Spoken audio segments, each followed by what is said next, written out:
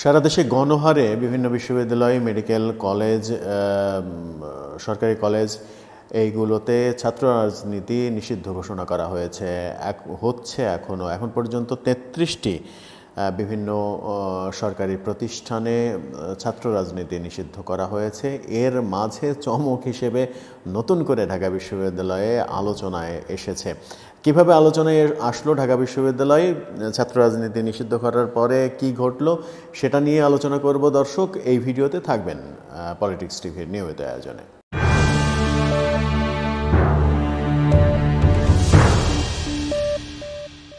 বলছিলাম, সারা দেশে ৩৩টি সরকারি বিশ্ববিদ্যালয়, কলেজ, মেডিকেল কলেজ এইগুলোতে ছাত্র রাজনীতি নিষিদ্ধ করা হয়েছে এখন পর্যন্ত। সেই ৩৩টির নাম যদি একটু আগে জেনে নিই, তারপরে ঢাকা বিশ্ববিদ্যালয় কাণ্ডের ব্যাপারে আসবো এবং সমন্বয়কদের কাণ্ডের ব্যাপারে আসবো। ঢাকা বিশ্ববিদ্যালয় সহ যেগুলোতে বিশ্ববিদ্যালয়গুলোতে ছাত্র রাজনীতি নিষিদ্ধ করা হলো এখন পর্যন্ত, সেগুলো হচ্ছে জগন্নাথ বিশ্ববিদ্যালয়, কুমিল্লা বিশ্ববিদ্যালয়, রাজশাহী প্রকৌশল এবং প্রযুক্তি বিশ্ববিদ্যালয়, হাজী দানেশ বিজ্ঞান ও প্রযুক্তি বিশ্ববিদ্যালয়, বেগম রোকেয়া বিশ্ববিদ্যালয়,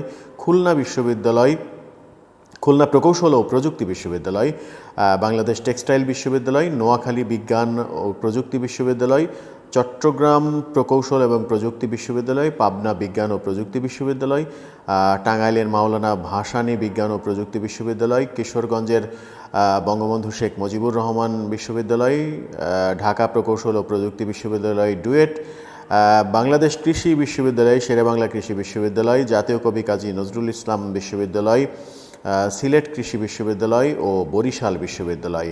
এর মাঝে ডুয়েট এবং জাক্কানবি ছাড়া অন্য বিশ্ববিদ্যালয়গুলোতে ছাত্র রাজনীতির পাশাপাশি শিক্ষক, কর্মকর্তা, কর্মচারীদের রাজনীতিও নিষিদ্ধ করা হয়েছে। মেডিকেলগুলো যেগুলোতে নিষিদ্ধ করা হয়েছে সেগুলো হচ্ছে Dhaka medical college, sir Salimullah medical college, Chattogram medical college, Shaheed Ziaur Rahman medical college, Sherebangla medical college, Kushtia medical college, Sylhet Osmani medical college, Mymensingh medical college, Rangpur medical college ও রাঙামাটি মেডিকেল কলেজ। এর মধ্যে ঢাকা মেডিকেল ছাড়া অন্যান্য প্রতিষ্ঠানগুলোতে ছাত্র রাজনীতির পাশাপাশি শিক্ষক, কর্মকর্তা, কর্মচারীদের রাজনীতিও নিষিদ্ধ করা হয়েছে। কলেজ যেগুলোতে নিষিদ্ধ করা হয়েছে এখন পর্যন্ত সেগুলো হলো ইডেন মহিলা college, Rajshahi college, Comilla Victoria college এবং বগুড়ার সান্তাহার সরকারি কলেজ। এই 4টি কলেজে এখন পর্যন্ত ছাত্র রাজনীতি নিষিদ্ধ ঘোষণা করা হয়েছে। যদি ঢাকা বিশ্ববিদ্যালয়ের প্রসঙ্গে আসি, তাহলে যে প্রসঙ্গটা আসে সেটা হচ্ছে ছাত্র রাজনীতি নিষিদ্ধ করার পর হঠাৎ করেই ঢাকা বিশ্ববিদ্যালয়ের ছাত্র রাজনীতি নিষিদ্ধ করা 2 দিন হয়ে গেল। এর মাঝে আজকে যে ঘটনা ঘটেছে সেটা হচ্ছে যে ঢাকা বিশ্ববিদ্যালয়ের সাদিক কায়েম নামের একজন, তিনি এই বৈষম্যবিরোধী ছাত্র আন্দোলনের অন্যতম সমন্বয়ক, তিনি নিজেকে ফেসবুক পোস্টের মাধ্যমে ঢাকা বিশ্ববিদ্যালয়ের শিবিরের সভাপতি হিসেবে দাবি করেছেন।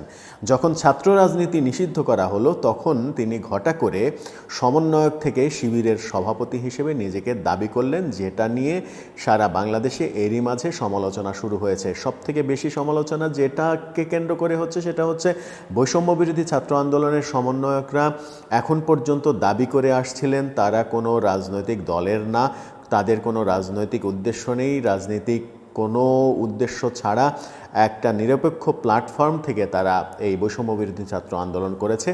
এখন এই শিবিরের সভাপতি সাদিক কায়েম নিজেকে শিবিরের সভাপতি হিসেবে ঘোষণার মাধ্যমে এই পুরো বৈষম্যবিরোধী ছাত্র আন্দোলনটাকে এক ধরনের বিতর্কিত অবস্থায় নিয়ে গেলেন বলে অনেকে সমালোচনা করছেন। ঢাকা বিশ্ববিদ্যালয়ে ছাত্র রাজনীতি নিষিদ্ধ করা হয়েছে। ঢাকা বিশ্ববিদ্যালয় সহ 33টি কলেজ বিশ্ববিদ্যালয়ে ছাত্র রাজনীতি যখন নিষিদ্ধ করা হলো তখন এই সমন্বয়করা হাসনাত আবদুল্লাহ, সার্জিস আলমরা সারা দেশে ছাত্রদের নিয়েই বিভিন্ন সভা সেমিনার করে বেড়াচ্ছে নাগরিক ঐক্যর ব্যানারে, এবং তাদের মূল লক্ষ্য নাকি নতুন দল গঠন করা। যখন ছাত্র রাজনীতি নিষিদ্ধ করা হলো তখন এই ছাত্ররাই, সমন্বয়করাই সারা দেশে এই নতুন দল গঠন করার বিভিন্ন সমন্বয় সভা করে বেড়াচ্ছে, যেখানে কিনা আর্মি পর্যন্ত তাদের নিরাপত্তা বিধান করছে এবং সরকারি প্রেস নোটও জারি করা হয়েছিল যে তারা বিভিন্ন জায়গায় সফরে যাবে, তাদের নিরাপত্তা যেন বিধান করা হয়। রাষ্ট্র অনেকটা দোটানায় ভুগছে কিনা এই সমালোচনা কিন্তু এখন আসতেই পারে।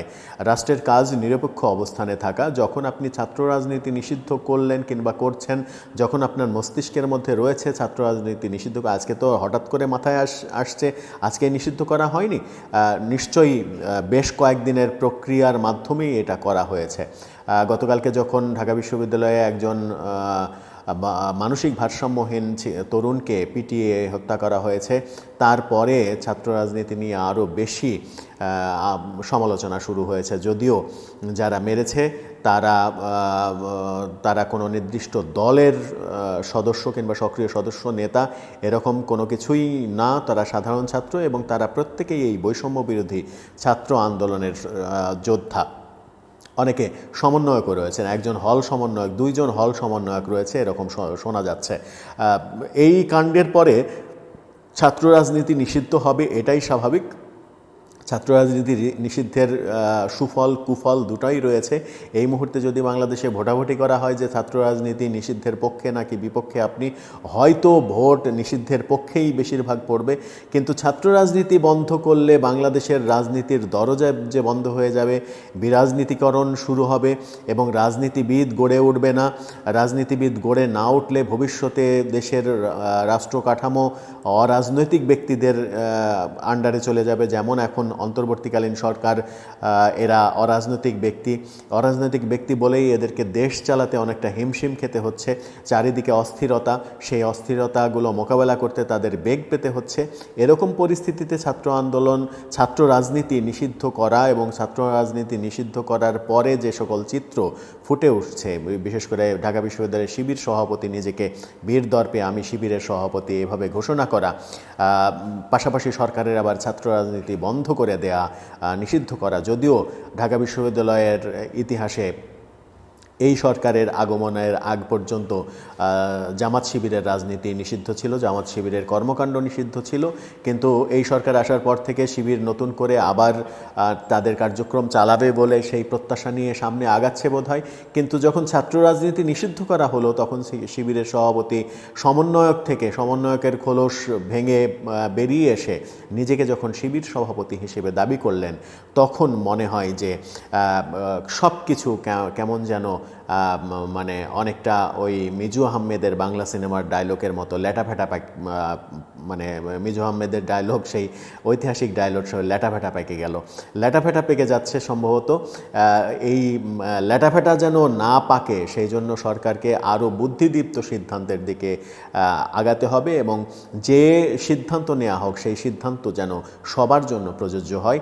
একদিকে আপনি ছাত্র রাজনীতি নিষিদ্ধ করবেন, আর একদিকে শিবিরের সভাপতি ঘোষণা করবে আমি ঢাকা বিশ্ববিদ্যালয়ের শিবিরের সভাপতি।